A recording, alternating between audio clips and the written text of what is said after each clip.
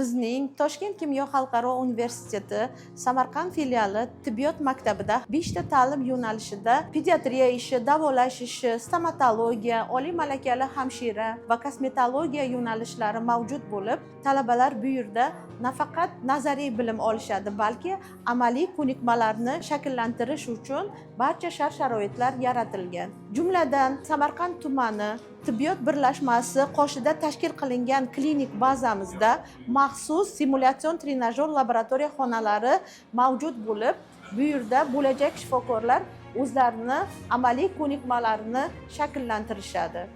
Talabalar bu yerda reanimatsiya o'tkazish uchun o'pka yurak reanimatsiyasini, jarrohlik tikishlarini, choklarini qo'yish, okultatsiya, palpatsiya usullarini o'tkazishda foydalanadilar. Bu yerda joylashgan har bir mulyaj talabalarni amaliy ko'nikmalarini qo'rqmasdan shakllantirishga yordam beradi.